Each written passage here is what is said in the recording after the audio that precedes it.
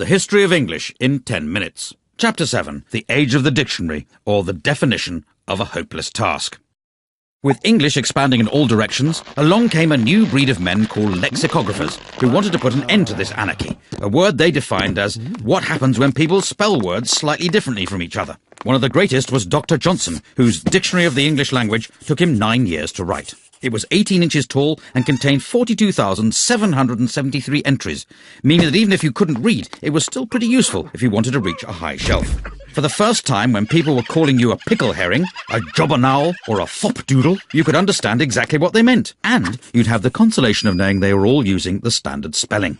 Try as he might to stop them, words kept being invented, and in 1857 a new book was started that would become the Oxford English Dictionary.